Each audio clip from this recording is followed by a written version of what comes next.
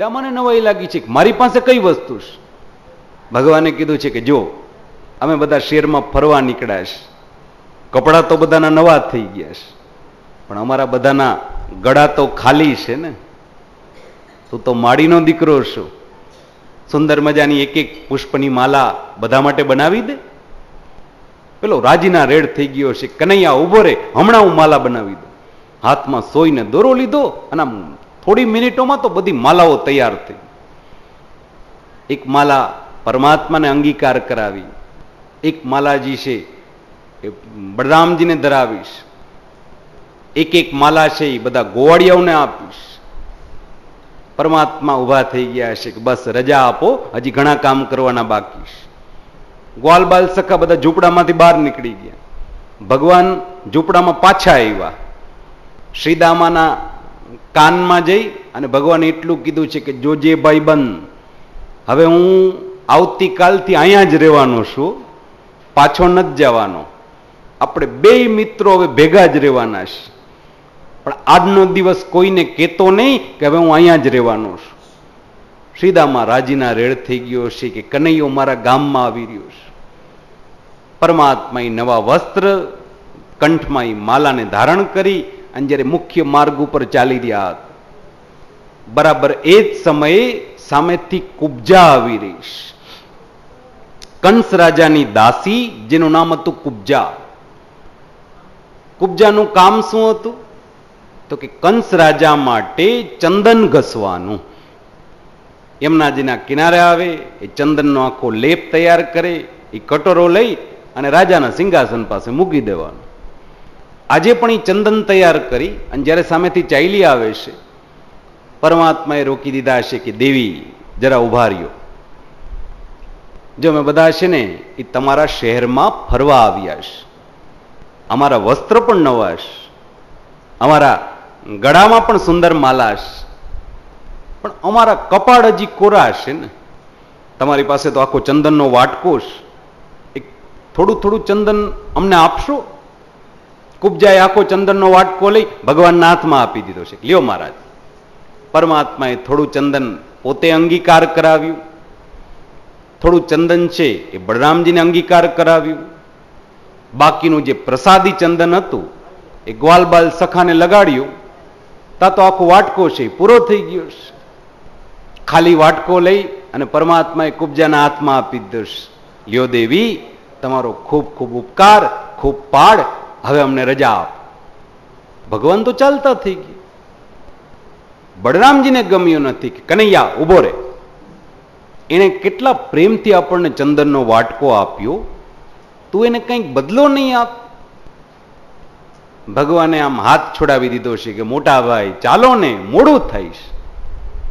બળરામજીને નવાઈ લાગી છે કે અરે હું તને કહું છું કે એને કેટલા પ્રેમથી ચંદન આપ્યું, તું એને કંઈક બદલો આપ. ભગવાન ઉભા રહી ગયા છે.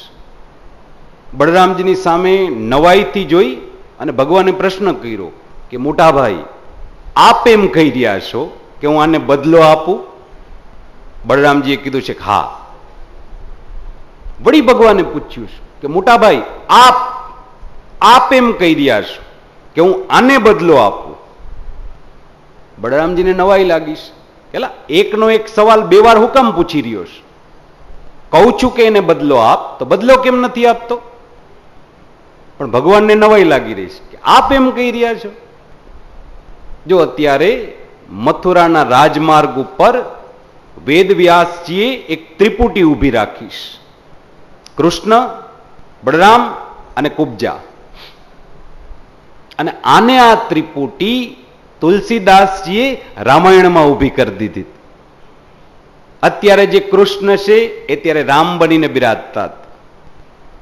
અત્યારે જે બળરામજી છે એ ત્યારે લક્ષ્મણ હતા. અને અત્યારે જે કુબ્જા દાસી છે ને એ ત્યારે મંથરા હતી.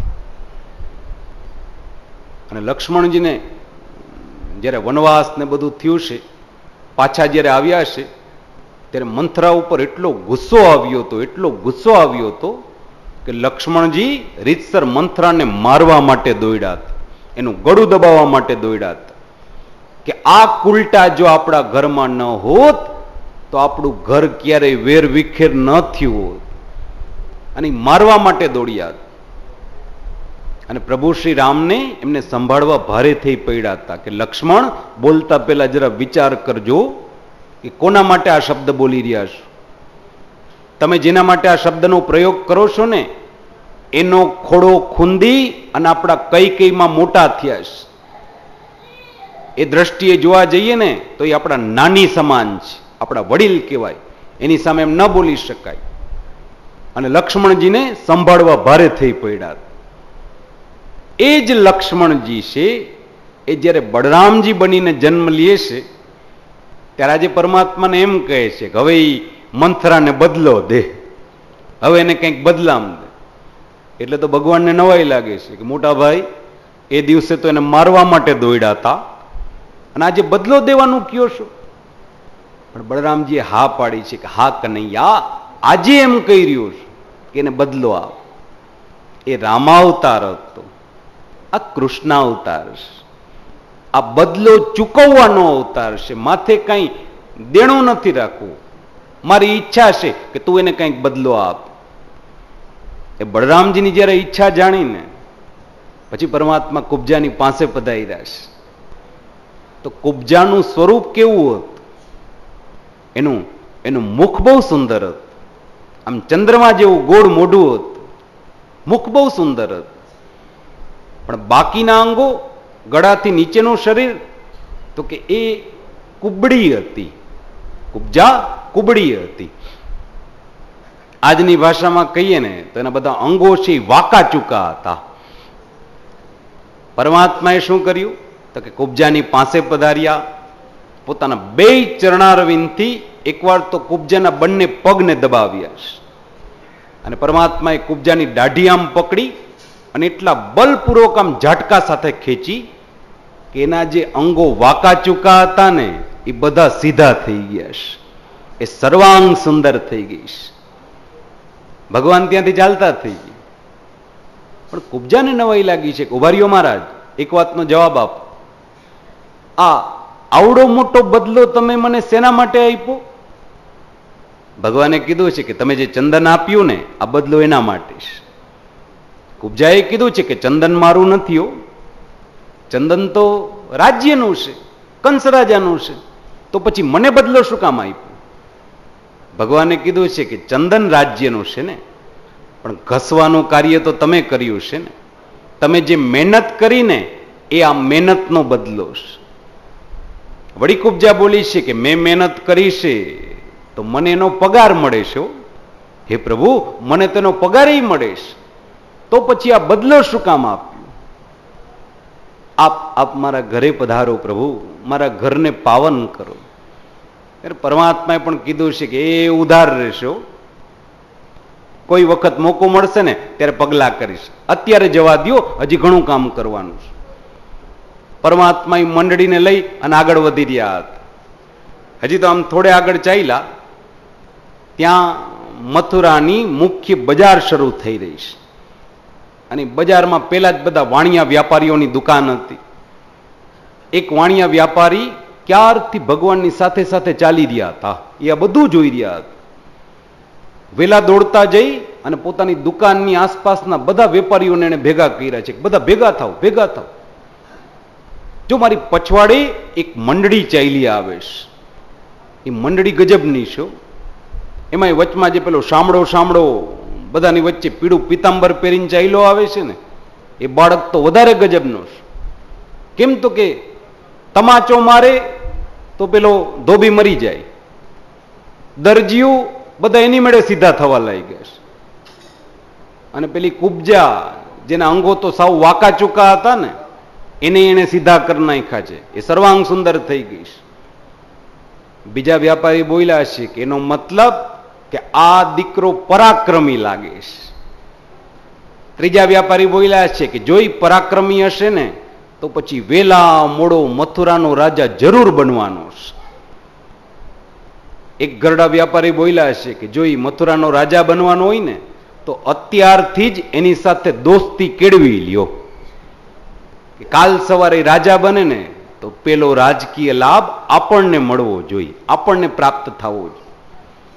પરમાત્મા પોતાની મંડળીને લઈ અને જેવા એ મુખ્ય બજાર પાસેથી પસાર થયા, બધા વાણિયા વ્યાપારીઓ આમ હાથ લંબાવી અને નિમંત્રણ આપે, પધારો પધારો મહારાજ, અમારી દુકાનની પાવન કરતા જાઓ, થોડી વાર તો આંગણે બેસો. એટલા ભાવથી બોલાવતા હતા કે પરમાત્માએ નિમંત્રણને માન આપી એ વ્યાપારીની દુકાનમાં ગયા છે. દુકાનમાં બીજું તો શું હોય, એક લાકડાનો બાકડો પડ્યો, એના ઉપર કંતાનનો કોથળો વ્યાપારીએ પાથરી દીધો. પરમાત્માને કીધું છે, પ્રભુ બિરાજો આપ. પરમાત્મા ત્યાં બેસી ગયા છે. પેલા ગ્વાલબાલ સખાઈ બાજુમાં ઉભા રહી ગયા છે. વ્યાપારીની દુકાનમાં બીજું તો કઈ હોય નહીં. પેલા પાનની આદત હતી એટલે એક પાનદાની પડી હતી. વ્યાપારીએ પાનદાની ખોલી, એમાંથી એક પાન લીધું, એમાં થોડો કાથો ચૂનો લગાડ્યો, 2 દાણા સુપાડીના નાખ્યા, એનું બીડું બનાવ્યું, એમાં લવિંગ ખોઈશું અને આખું બીડું લઈ ભગવાનના હાથમાં આપ્યું છે કે લ્યો પ્રભુ આ પાન આરોગું. ભગવાનને બહુ ગમ્યું કે પેલા માને આપ્યું અને પછી પાને આપ્યું. માન પાન બે આપ્યા, માને આપ્યું ને પાને આપ્યું. પરમાત્મા બહુ રાજી થયા છે. વ્યાપારીની સામે જઈને બોલ્યા છે કે માંગો, તમે જે માંગશો ને એ હું આપવા તૈયાર છું, હું બહુ રાજી થયો છું, કંઈક વરદાન માંગો, કંઈક વરદાન માંગો.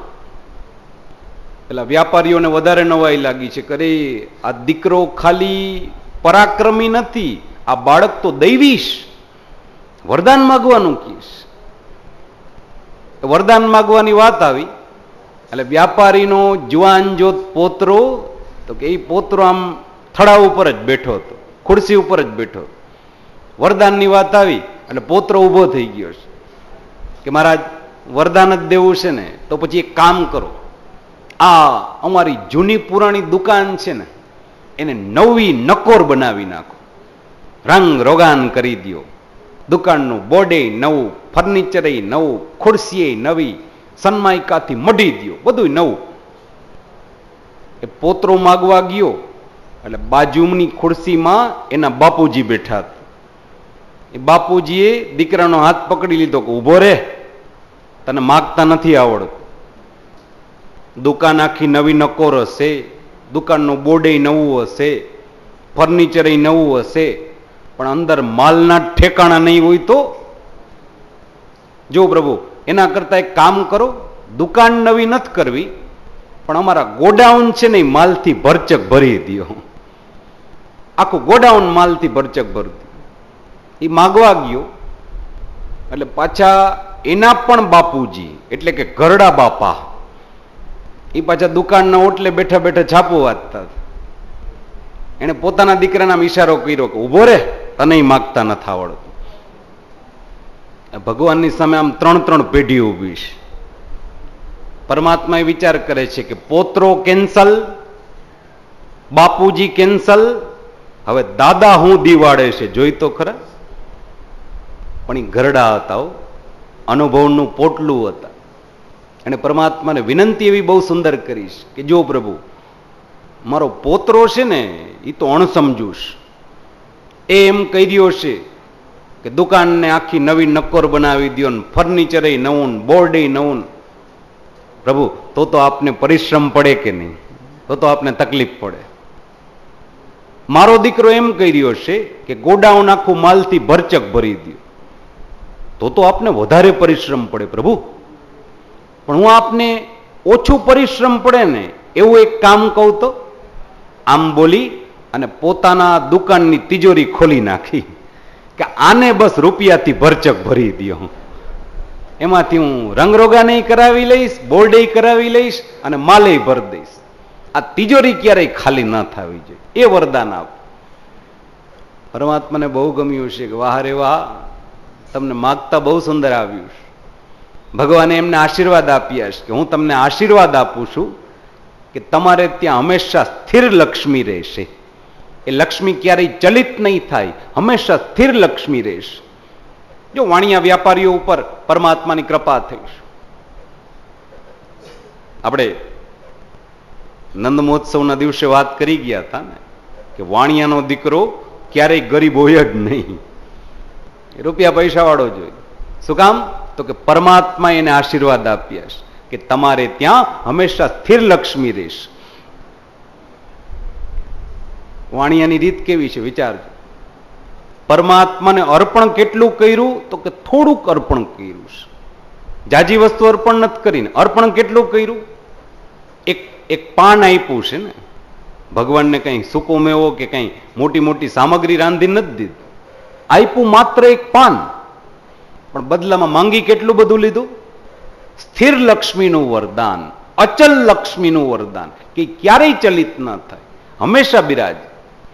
થોડુંક અર્પણ કરવું અને બદલામાં ઘણું બધું માંગી લેવું, એ એમના વ્યાપારીની રીત કહેવામાં આવી છે. જો કે એક દ્રષ્ટિએ જોવા જઈએ ને તો એમ કહી શકાય કે હવે જગતમાં બીજી કોઈ નાત રહી જ નથી. હવે કોઈ બ્રાહ્મણ નથી, કોઈ પટેલ નથી, કોઈ વાણિયા નથી, બધાય વાણિયા વ્યાપારી જ થઈ ગયા છે. આપણે બધાય વ્યાપારી જ થઈ ગયા છે. કઈ રીતે?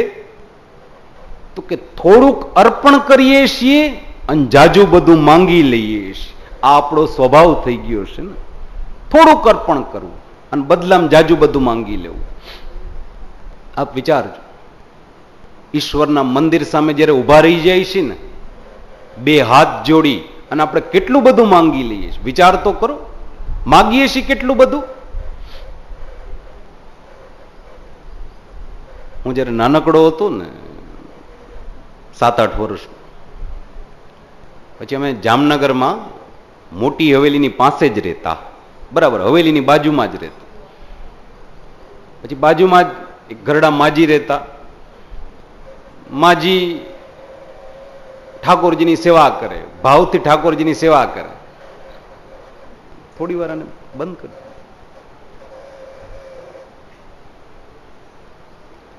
માજી ઠાકોરજીની ભાવથી સેવા કરે, પણ એ સેવા કરતા હોય, સેવા થઈ જાય પછી પ્રસાદ બધાને આપતા.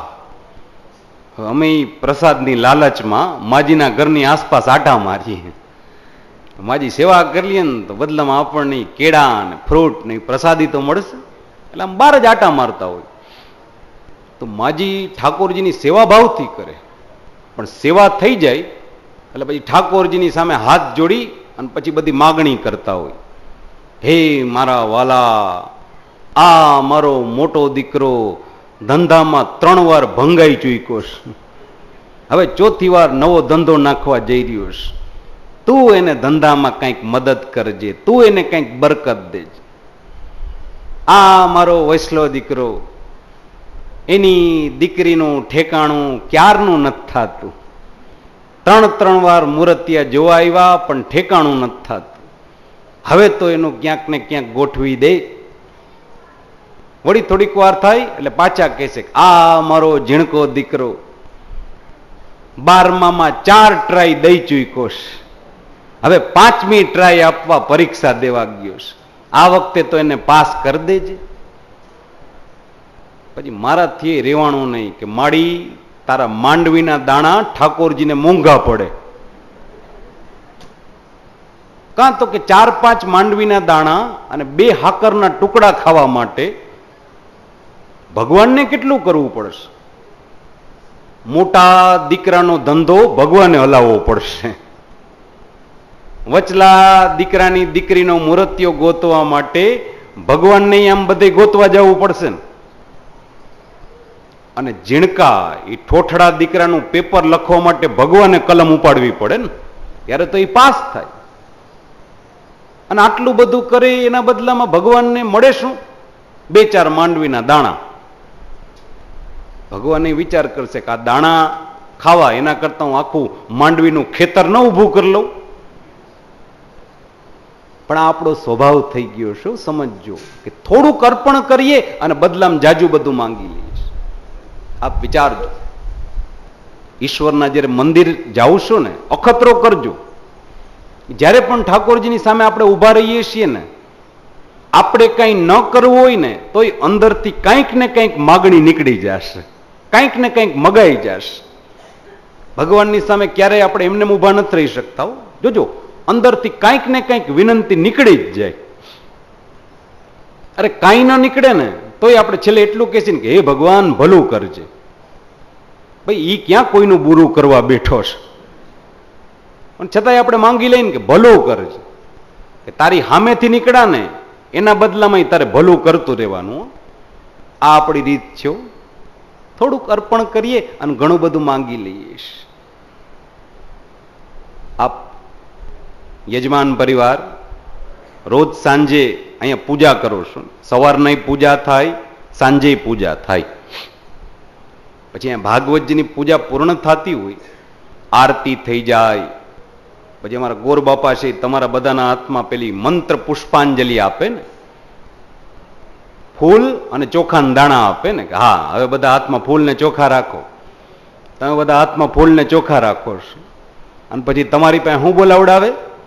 એ તરત કહેશે કે બોલો વિદ્યા, બુદ્ધિ, ધન, ઐશ્વર્ય, પુત્ર, પૌત્રાદિ, સંપદ, આ બધું બોલાવડાવે છે ને.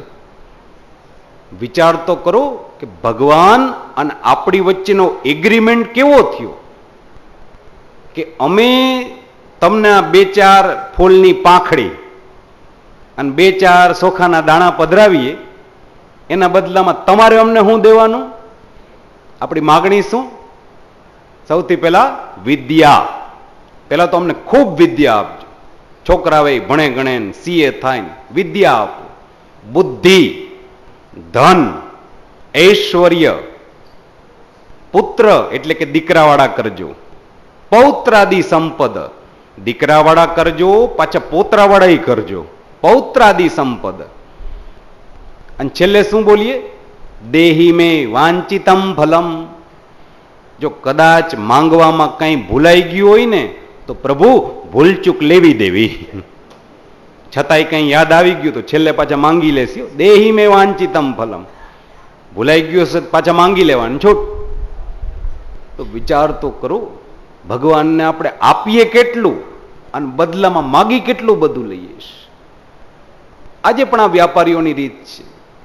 પરમાત્માએ વ્યાપારીઓ ઉપર કૃપા કરીશ. પરમાત્મા ત્યાંથી આમ ચાલતા થયા છે. કંસ રાજા જે ધનુર્યજ્ઞ કરવાના હતા, એ ધનુષ બાણ એક જગ્યાએ મંડપમાં આમ બધાને દર્શન કરવા માટે રાખ્યું હતું. પરમાત્મા પેલા ગ્વાલ બાલ સખાને લઈ અને ધનુષ બાણ સુધી આવ્યા છે. નાના નાના બાળકો હતા, એટલે પેલી જે ચોકી પેરો કરી રહ્યા હતા એ સિપાહીઓને પણ થયું છે કે બાળકો છે ને એને ધનુષ્યની પાસે જવા દે, દર્શન કરશે ને, બાકી કોઈને જવાની મનાઈ હતી. પરમાત્મા ગ્વાલ બાલ સખાને લઈ અને ધનુષ બાણ સુધી ગયા છે. બળરામજીની સામે જોઈ અને ભગવાન બોલ્યા છે કે મોટા ભાઈ ચાલો એક કામ કરીએ, આ ધનુષ્યને એક બાજુથી હું પકડું છું, એક બાજુથી તમે પકડો, આપણે બે ભેગા થઈ અને આ ધનુષ્યને ભાંગી નાખીએ. બળરામજીને નવાઈ લાગી છે, કનૈયા એક ધનુષને ભાંગવા માટે આપણે બેયને પકડવાની શું જરૂર છે?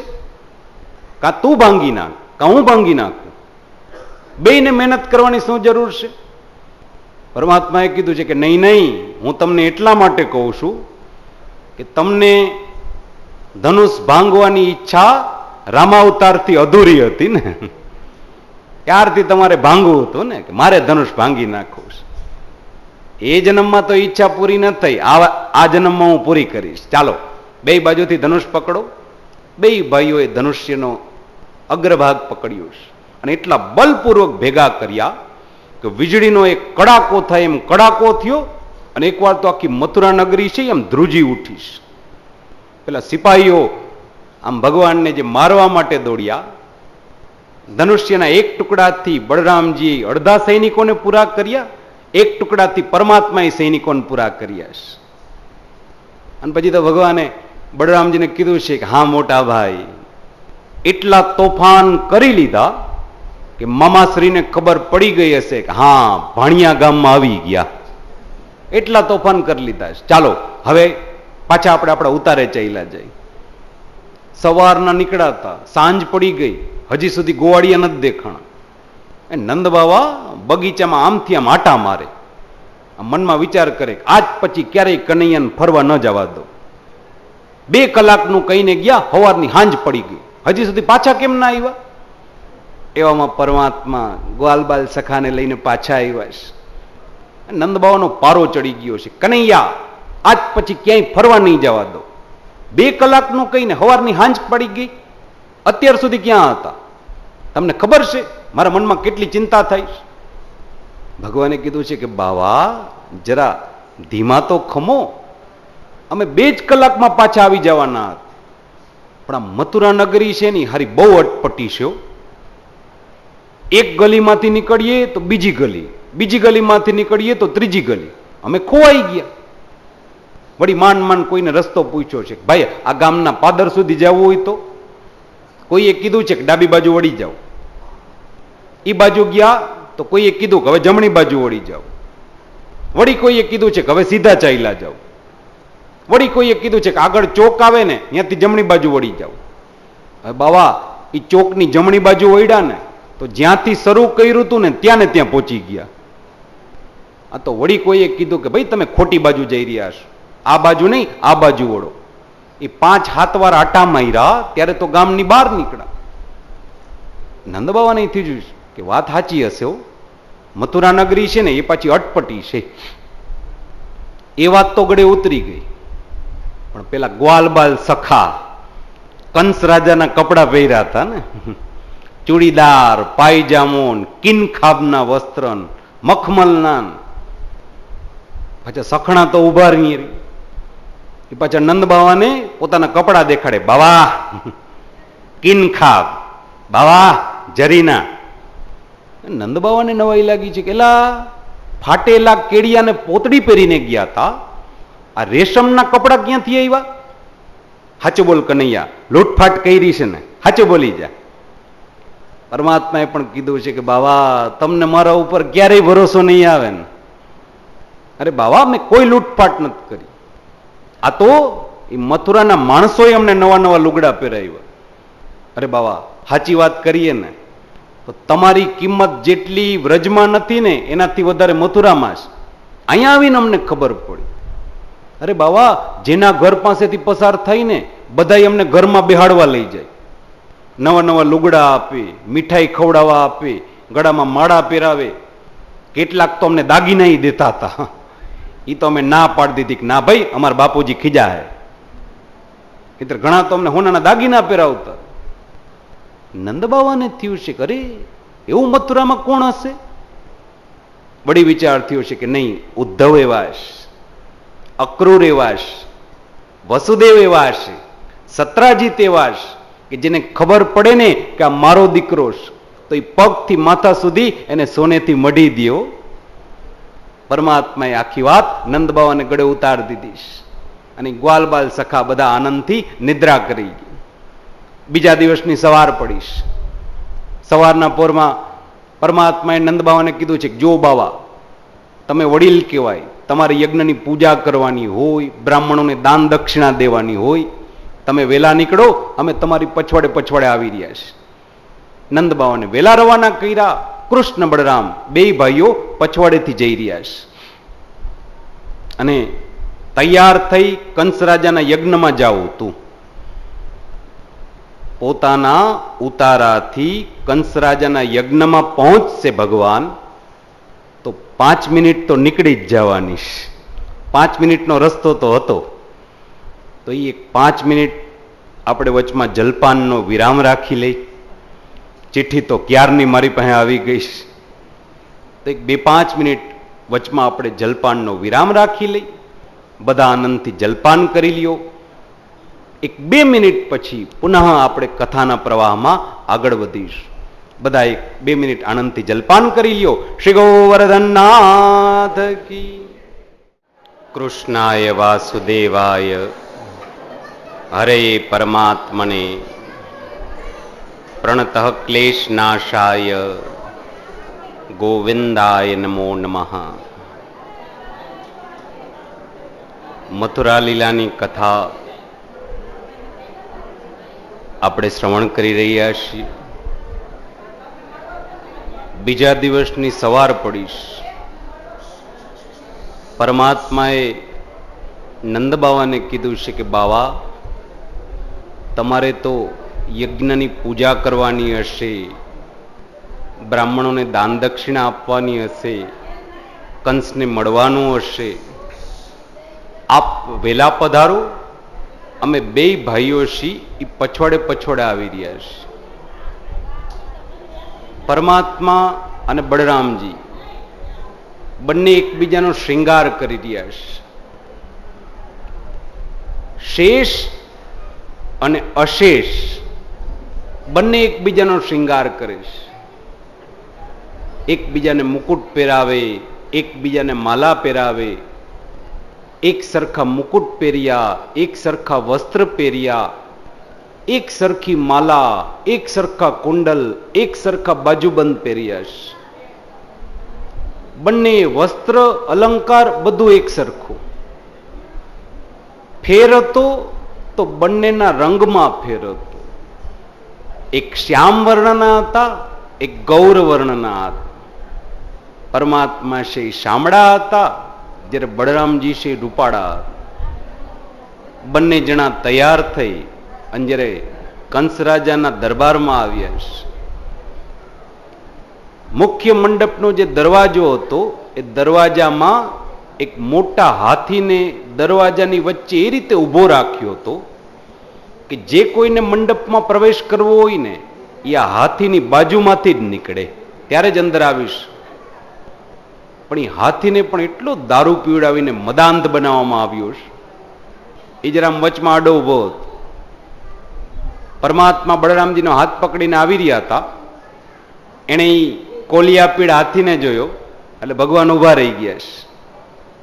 બળરામજીની સામે જઈને બોલ્યા છે કે મોટા ભાઈ જુઓ તો ખરા સામે કોણ ઊભું છે. બળરામજીએ કીધું છે કે હાથી છે, બીજું શું છે? ભગવાને કીધું છે કે હાથી નથી, મામાએ આપણા માટે પોખણું તૈયાર કર્યું છે. જ્યાં સુધી પોખાશી નહીં ને ત્યાં સુધી હારું અંદર જવા નહીં મળે. બળરામજીએ પણ કીધું છે કે કનૈયા, તને બધે ઝઘડો જ દેખાય છે, બિચારો ઊભો છે તો ઊભવા દે ને.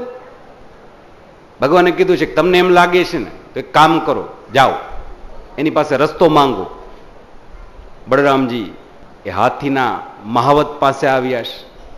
ધીમેકથી બોલ્યા છે કે જો ભાઈ, અમારે આ મંડપમાં પ્રવેશ કરવો છે, જરા થોડી વાર તારા હાથીને એક બાજુ રાખીશ તો અમે અંદર પ્રવેશ કરી લઈએ. પેલો જે મહાવત હતો એ પણ મદિરા પી અને મદાંધ બન્યો છે. એણે બળરામજીને પણ ધુતકારી દીધા છે કે તમારા માટે થઈ અને આવડો મોટો હાથી એ હટશે નહીં. થોડીક વાર રાહ જોવો, એનું મન થશે ને તો હટી જશે, અને નહીતર એ નહીં હટે. ચાલો ભાગો. બળરામજીને નવાઈ લાગીશ કે કનૈયા તારી વાત સાચી છે. એ તો જાણે કેમ ઝઘડો કરવા માટે જ બેઠો હોય એ રીતે વાત કરે છે. ભગવાને પણ હસીને કીધું છે કે એ ઝઘડો કરવા માગે છે તો આપણે ક્યાં અહીંયા માગા નાખવા આવ્યા છીએ? આપણે ઝઘડો જ કરવા આવ્યા છીએ ને. તો ચાલો ને મોટા ભાઈ, અહીંથી શ્રી ગણેશ ન કરીએ.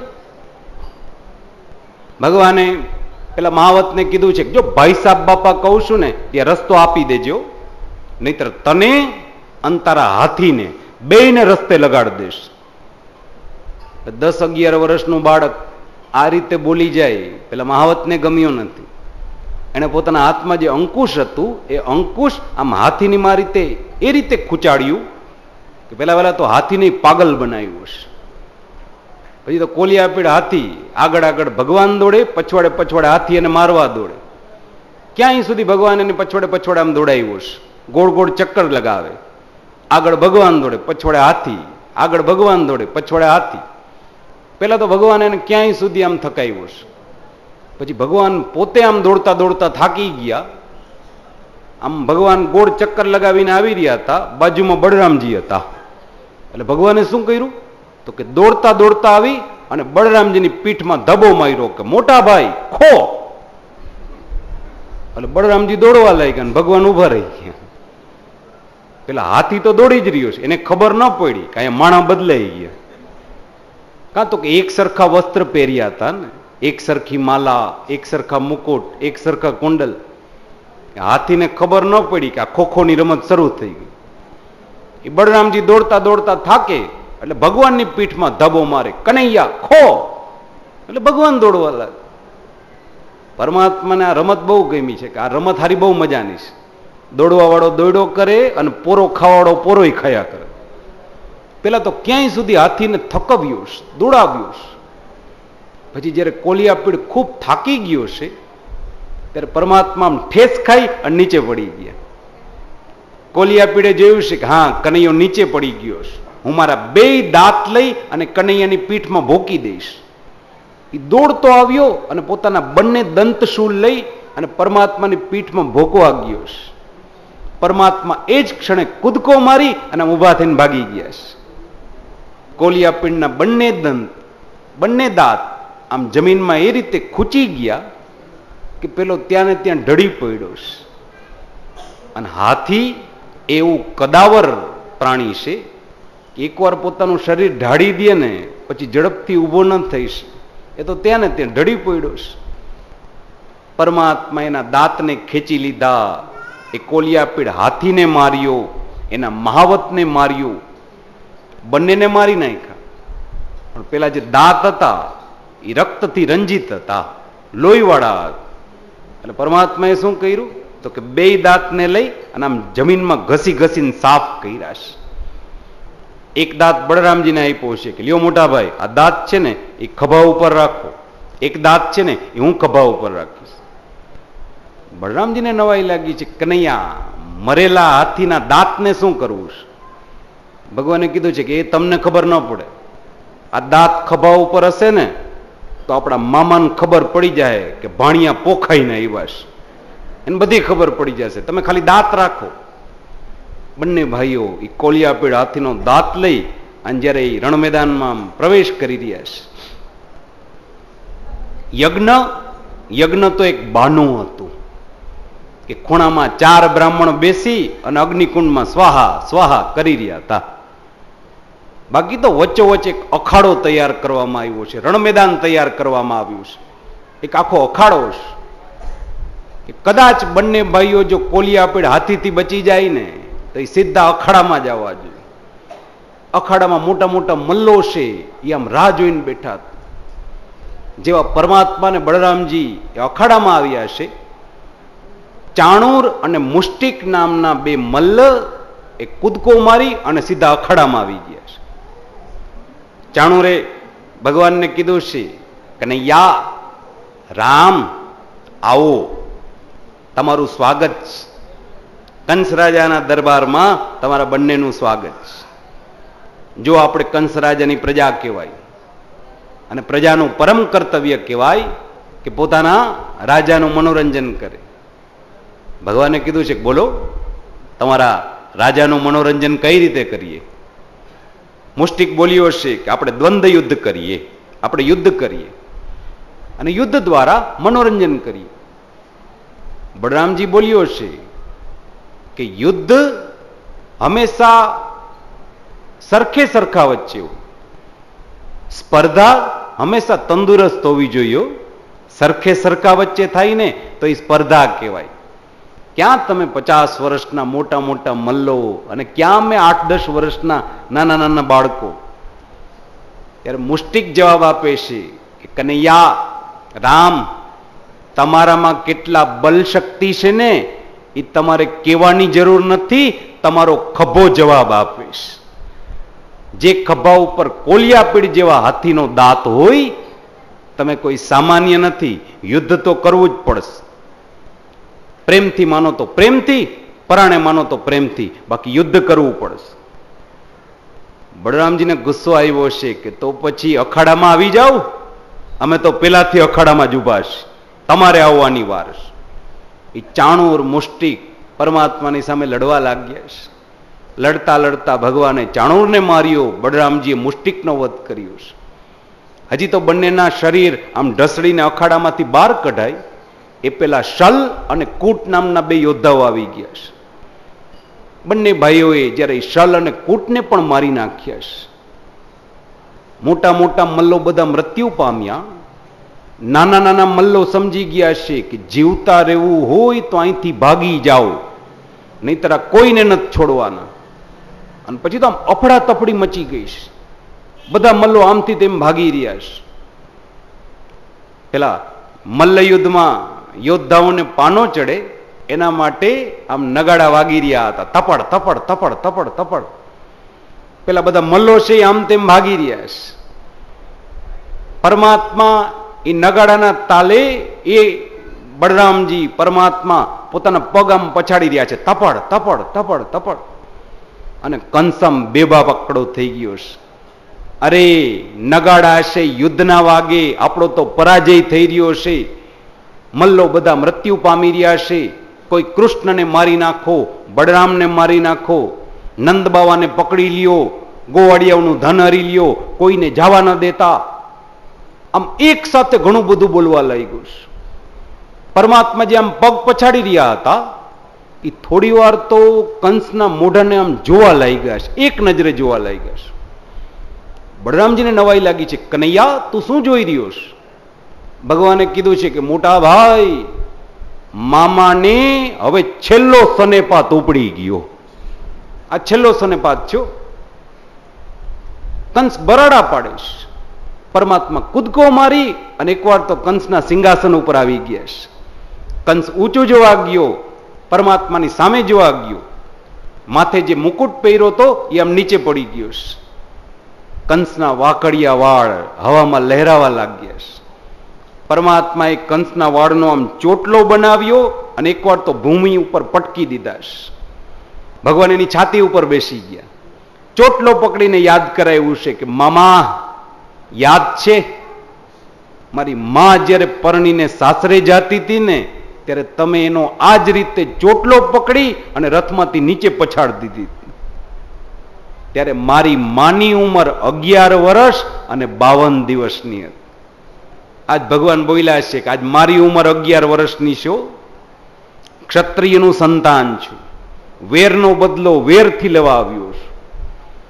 કંસામ બે બાકડો થઈ રહ્યો છે. પરમાત્મા પોતાના હાથમાં મુઠ્ઠીમાં વજ્રનું આવાહન કર્યું છે અને મુષ્ટિકનો એક જ પ્રહાર કંસના માથા ઉપર પરમાત્મા એ રીતે કર્યો કે કંસ રક્તને ઓકતો ઓકતો ત્યાં ને ત્યાં મૃત્યુ પામ્યો. અને એકવાર તો બધાના મુખમાંથી બોલો શ્રી મથુરાધીશ કી, એકવાર તો આખી સભાના મુખમાંથી જય જયકાર થવા લાગ્યો છે. કંસના બધા મંત્રીઓ દોડતા દોડતા આવી પરમાત્માના ચરણોમાં પોતાનું મંત્રી પદ સોંપી દઈશ કે વિજય પુરુષના ચરણોમાં હંમેશા મંત્રી પદ સોંપવામાં આવે. આપ વિજય પુરુષ બન્યા છો, આપ અહીંના રાજા બનો. પરમાત્મા ના પડે છે કે નહીં, આ મારા મોસાળનું ગામ છે, મારા મામાનું ગામ છે. અને મામાના ગામમાં ક્યારેય ભાણિયો રાજા ન બને. મારા નાનાજી ઉગ્રસેન નાના કેદખાનામાં છે, એને ઝડપથી મુક્ત કરો. ઉગ્રસેનને મુક્ત કરવામાં આવ્યા છે. પરમાત્માએ ઉગ્રસેનની સામે હાથ જોડ્યા છે કે નાનાજી, રાજગાદી ઉપર બેસી અને પેલા વેલો ચુકાદો તો એ આપો, પેલો આદેશ એ આપો કે મારા મા બાપ હજી કેદખાનામાં છે, ઝડપથી એને મુક્ત કરવાનો આદેશ આપો. ઉગ્રસેને રાજ તિલક થયું એટલે પેલા વેલો આદેશ એ આપ્યો કે વસુદેવ અને દેવકીને મુક્ત કરવામાં આવે. બંને પતિ પત્નીને કેદખાનામાંથી મુક્ત કરવામાં આવ્યા છે. અને પરમાત્મા જ્યારે દેવકીમાને મળવા માટે કેદખાનામાં આવ્યા છે, દેવકીમાં વિચાર તો કરો, 11 વર્ષથી એણે પોતાના દીકરાનું મોઢું નથી જોયું. જન્મ્યો તો ત્યારે મોઢું જોયું હતું અને હવે 11 વર્ષે જોયું છે. ભગવાન આમ માને મળવા આવ્યા એટલે દેવકીમાં એટલું કીધું છે કે દીકરા બીજું કંઈ બોલતો નહીં, એકવાર ખોડામાં બેસી જા. મારે બીજું કાંઈ નથી કરવું, દીકરા એકવાર ખોડામાં બેસી જા. મેં 11 વર્ષથી તને ખોડામાં નથી બેસાડ્યો. પરમાત્મા દેવકીમાના ખોડામાં બેસી ગયા છે. એક બાજુ મિલનની કથા છે તો એક બાજુ પાછા વિરહની પણ કથા છે. નંદ બાવા તો ગાડા તૈયાર કરીને બેઠા છે કે કનૈયો આવે ને એટલે મારે કનૈયાનો હાથ પકડી અને સીધો ગાડામાં જ બેહાડી દેવો છે. કનૈયા, મથુરામાં આપણે રોકાવું જ નથી. મને ખબર જ નથી કે કંસાઓ પાપીઓ છે, નહીંતર હું તને ક્યારેય મથુરામાં પગે ન મૂકવા દે. એ તો આમ ગાડા તૈયાર કરીને બેઠા છે. પણ ભગવાન જ્યારે નંદ બાવાને મળવા પાછા આવ્યા ત્યારે પરમાત્મા હવે એકલા નથી ચાલતા. હવે ભગવાનની આજુબાજુમાં બધા મંત્રીઓ, ચોકીદારો, હવે તો આખું આમ રાજ્ય સિંહાસનનું બધું આવી ગયું છે ભાઈ. હવે તો રાજ્યના કાયદા ભેગા ચાલી રહ્યા છે. પરમાત્માએ કંસનો વધ કર્યો છે. જો અત્યાર સુધી આપણે ભગવાનને તુકારો આપતા, અત્યાર સુધી આપણે કનૈયો કહીને બોલાવતા, કનૈયાને તુકારો દેવાય, નામથી બોલાવાય. પણ પરમાત્મા મથુરાધીશ થઈ ગયા, હવે ભગવાનને તુકારો ન અપાય, હવે એ પરમાત્મા થઈ ગયા છે. અને પરમાત્મા જ્યારે ચાલ્યા આવતા હતા, પેલા ગ્વાલબાલ સખાને બહુ નવાઈ લાગી છે કે વાહ રે વાહ, જુઓ તો ખરા, કંસને માર્યા પછી કનૈયાનો માભો તો જો વધી ગયો, આસપાસ કેટલા બધા ચાલી રહ્યા છે. પરમાત્મા બધાની વચ્ચે આવી અને નંદ બાવા પાસે આવ્યા છે. નંદ બાવાએ ભગવાનનો હાથ પકડી લીધો છે. કનૈયા કાંઈ બોલતો નહીં હો, ચૂપચાપ ગાડામાં બેહી જા, જે કાંઈ વાતચીત કરવી છે ને એ વ્રજમાં જઈને કરજો. દીકરા, મને ખબર નથી કે કંસ આવી ભાવના લઈને બેઠો છે. અરે દીકરા, તું વચમાં યમુના નદી આવે ને એમાં હાથમાં પાણી લેજો, કે આજ પછી ક્યારેય મથુરામાં પગ નહીં મૂક, હું તને કોઈ દી મથુરામાં નહીં લઈ આવું. પણ પરમાત્માએ આમ ધીમેકથી પોતાનો હાથ સેરવી લીધો. નંદ બાવાની સામે જોઈ અને ભગવાન બોલ્યા છે કે પિતા. નંદ બાવાને એકવાર તો ઝાટકો લાગ્યો. પિતા કહીને બોલાવ્યો? જે દીકરાએ જીવનભર બાવા બાવા બાવા બાવા કે તેના હોઠ ભેગા નતા થતા, એને મને પિતાજી કહીને શું કામ બોલાવ્યું? નંદ બાવાને નવાઈ લાગીશ. પરમાત્મા આમ વાતને આગળ વધારી રહ્યા છે કે જુઓ પિતાજી, તમે મને ખૂબ પ્રેમ આપ્યો, તમે મને ખૂબ સુખ આપ્યું છે. નંદ બાવાએ કીધું છે કનૈયા કેવી વાત કરીશ? અરે તું અમારો દીકરો થાશ, અમે તારા મા બાપ થાય તો દીકરા, દરેક મા બાપ એના દીકરાને પ્રેમ આપે જ ને, સુખ આપે જ ને. તો અમે વળી નવી નવાઈનું શું કર્યું છે? પણ પરમાત્મા કહે છે કે નહીં નહીં બાવા, તમે જેટલું સુખ મને આપ્યું છે ને એટલું સુખ તો સગા મા બાપે ના આપ્યું. જો ભગવાન બોલવામાં બહુ ચતુરાઈ કરી રહ્યા છે કે તમે જેટલું સુખ આપ્યું ને એટલું સુખ સગા મા બાપે ના આપ. એનો મતલબ કે તમે સગા મા બાપ નથી, એનાથી વધારે છો, પણ તમારે જેટલું સુખ સગા મા બાપે ના. બહુ ચતુરાઈ કરી રહ્યા છે. ભગવાન બોલવા શું આવ્યા હતા? માત્ર બે જ વસ્તુ, હું તમારો દીકરો નથી, તમે મારા મા બાપ નથી, બસ એટલું જ કેવું. પણ આ બે શબ્દ કહેવા માટે આ જગતના નાથને શબ્દ શોધવા પડી રહ્યા છે. જ્યારે પિતાથી જુદો પડી રહ્યો છે ત્યારે જેને શબ્દો શોધવા પડી રહ્યા છે. ગોળ ગોળ વાત ફેરવે છે. સગા મા બાપ જેટલો પ્રેમ આપ્યો. નંદ બાવા કંઈ સમજી નથી શકતા. ત્યારે ભગવાને નંદ બાવાને કીધું છે કે બાવા, મને માફ કરજો, પણ હું તમારો સગો દીકરો નથી. મારા જન્મદાતા પિતા, મારી જન્મદાત્રી માં એ બીજા કોઈ છે. મારો જ્યારે જન્મ થયો હતો ને ત્યારે હું લાચાર એટલો હતો કે હું એમની પાસે રહી ન શક્યો, એ એમની પાસે મને ન રાખી શક્યા. અને એમને એટલો ભરોસો હતો કે એમને પોતાના દીકરાને જો કોઈને સોંપવો હોય ને તો એ માત્ર વ્રજવાસીઓ હતો. એટલે અત્યાર સુધી તમારે ત્યાં પારકી થાપણ સ્વરૂપે હવે મને મારા જન્મદાતા પિતા, મારી મા પાસે રહેવા દો. નંદ બાવાના પગ નીચેથી તો જાણે કેમ ધરતી ખસી ગઈ, આકાશ માથે તૂટ્યું હોય એવા આ શબ્દો હતા કે હું તમારો દીકરો નથી. પેલા ગ્વાલબાલ સખા મનસુખો ને સુબલ ને સ્તોક ને જે ભગવાનની આમ બાજુમાં હાથ પકડીને ઉભા રહી ગયા હતા, એને પોતાનો હાથ છોડાવી લીધો. એ બધામાં આઘા જવા લઈ ગયા છે. અરે, જેને આપણે કનૈયો કનૈયો કરી રહ્યા છીએ એ તો મથુરાનો રાજા છે. એ બધા દૂર જવા લઈ ગયા છે. પરમાત્માએ ગ્વાલબાલ સખાને પણ કીધું છે કે ભાઈઓ, મારાથી આઘા ન જાઓ, મેં તમારી સાથે કોઈ દગો નથી કર્યો, પણ મારી લાચારી હતી કે હું તમને કઈ નથી શક્યો કે હું કોણ છું. બધા કોઈ કઈ બોલતા નથી, ચૂપચાપ નીચું જોઈ અને ગાડામાં બેસતા જઈશ. ગાડાને આમ હંકારીએ દીધા છે. પછી તો એ ગાડા સીધા ગોકુલના પાદરમાં આવીને ઉભા રહી ગયા છે, વ્રજમાં આવીને ઉભા રહી ગયા છે. જેવા એ ગાડાનો અવાજ આવ્યો, બળદના ઘૂઘરાનો અવાજ આવ્યો, જશોદામાં દોડતા દોડતા બહાર આવ્યા છે. નંદબાવાની સામે જઈને બોલ્યા છે, કનૈયો ક્યાં છે? રામ ક્યાં છે? તમારી સાથે નથી આવ્યા? જેમ સોનાના રથમાં ગયા હતા એમ પાછા રથમાં આવી રહ્યા છે. બોલો ને મહારાજ, કનૈયો ક્યારે આવશે? રામ ક્યારે આવશે? નંદ બાવા જાણે કેમ સર્વસ્વ લૂંટાવીને આવ્યા હોય એમાં નીચું જોઈ અને નંદ ભવનમાં પ્રવેશ કરી રહ્યા છે. જશોદામાએ પાછું પૂછ્યું છે, બોલો ને મહારાજ, બંને ભાઈઓ ક્યારે આવશે? ત્યારે નંદ બાવા એટલું બોલ્યા છે કે દેવી, એ આપણો દીકરો નતો, જેનો હતો એને સોંપીને પાછો આવી ગયો છે.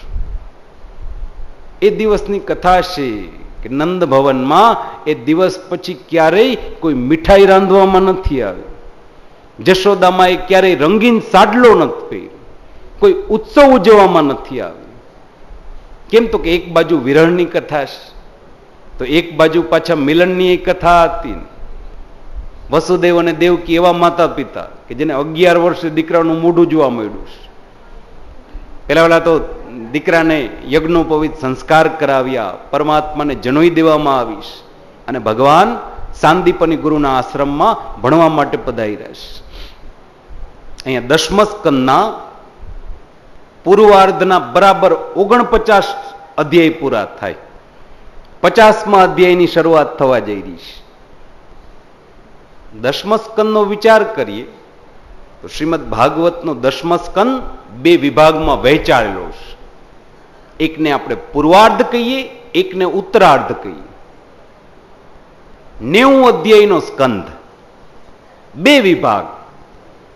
તો 90ના 2 ભાગ કરવા હોય તો કેટલા કેટલા થાય? 45 થાય ને.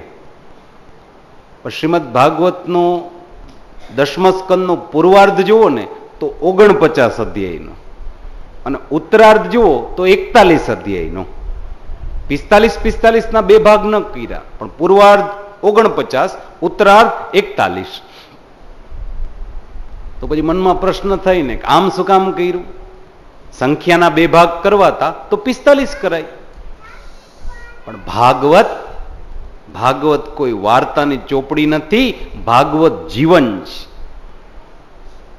અને જીવનમાં 49 પછી 50મું વર્ષ આવે એટલે હંમેશા વૃદ્ધાવસ્થા આવે. અને ભાગવતમાં પણ 49 અધ્યાય પૂરા થાય, 50મો અધ્યાય આવે એટલે જરાસંધની કથા આવે. અને જરાસંધ કોને કહેવાય?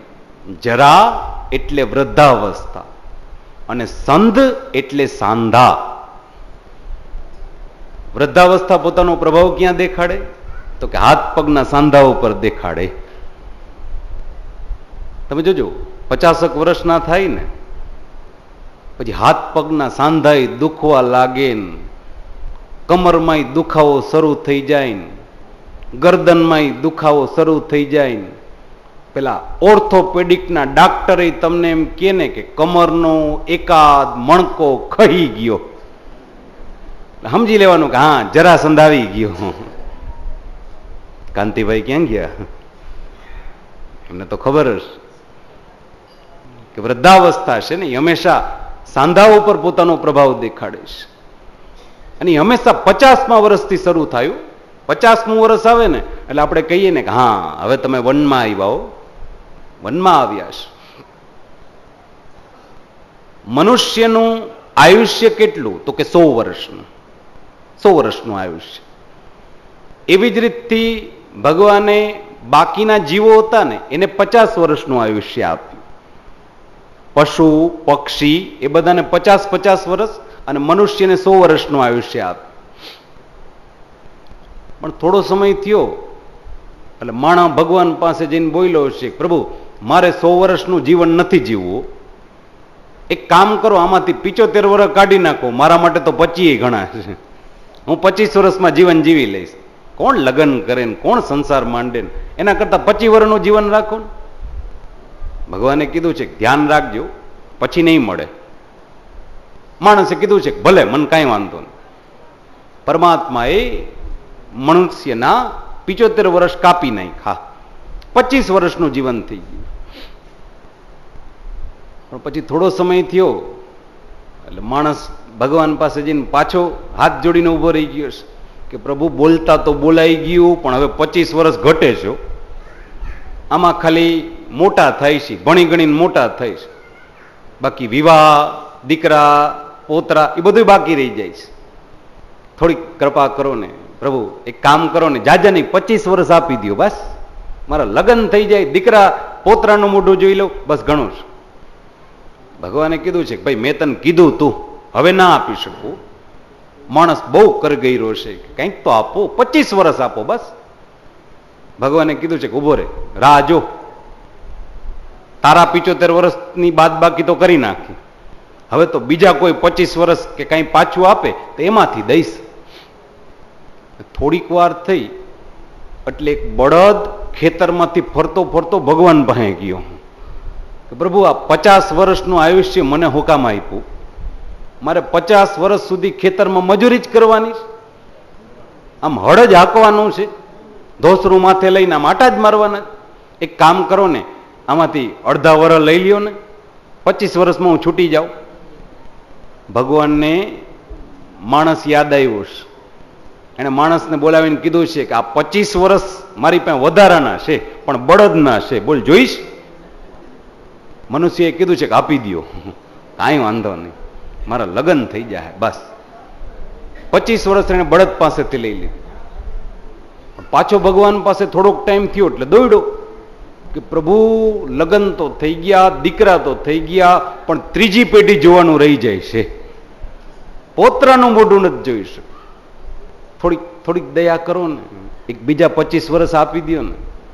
વળી ભગવાને કીધું છે કે રાહ જો, ભાઈકમાં હશે તો મળી જાય. ત્યાં થોડી વાર થઈ, ત્યાં ગામડામાંથી એક કૂતરાનું બચ્ચું દોડતું દોડતું ભગવાન પાસે ગયું કે પ્રભુ આ 50 વર્ષનું જીવન અમને હું આપ્યું, અમારે આ શેરી ગલીઓમાં બધે આમ હળહળિત થવાનું, આમ બધે ફરવાનું, બધાને બટકા ભરવાનું, એક કામ કરો ને અડધું જીવન લઈ લો. ભગવાને માણસને દેખાડ્યું છે જો આ 25 વર્ષ આપી રહ્યા છે, તાર જોઈશી? માણસે કીધું છે કે આપી દો પ્રભુ, મારા 75 પૂરા થઈ જાય, પોતરાને જોઈ લો. 75 વર્ષનું જીવન થઈ ગયું. પણ વળી માણસ છે ને એ તો અસંતોષી છે. ભગવાન પાસે જઈ અને હાથ જોડીને બોલ્યો છે કે પ્રભુ દીકરા થઈ ગયા, પોતરા થઈ ગયા, પણ ભાગવત સપ્તાહ કરવાની તો રહી ગઈ, મારે તો હજી સપ્તાહ કરવાની બાકી છે ભાઈ, મનોરથ કરવા છે. હવે જો એક 25 વર્ષ મળી જાય ને તો મારી સદી 100 વર્ષ પૂરા થઈ જાય. વળી ભગવાને કીધું છે કે રાહ જો, બીજું હું. એવામાં એક ઘોડ ઉડતું ઉડતું ભગવાન પાસે ગયું હું કે મારે 25 વર્ષ નથી જોતા, મને કાંઈ વાંધો નથી 50 વર્ષમાં, પણ મારી પાસે વધારાના છે, કોઈને જોતા હોય તો કહેજો. હજી તો ભગવાન માણસને દેખાડે એ પેલા માણસે જ કીધું છે કબૂલ કબૂલ, આપી દે બસ, મારે 100 વર્ષ પૂરા કરવા છે. અને મનુષ્યએ એ 100 વર્ષ આ રીતથી પૂર્ણ કર્યા છે. પણ પછી જીવન એવું જ પ્રાપ્ત થયું ને, જેની પાસેથી જેવા વર્ષ મળ્યા આપણે ભોગવીએ છીએ એવા જ ને. મનુષ્ય તરીકેની ઉંમર જીવન ક્યાં સુધી? 25 વર્ષ સુધી. 25 વર્ષ સુધી તમે જો મરદ મૂછાળો કહેવાય.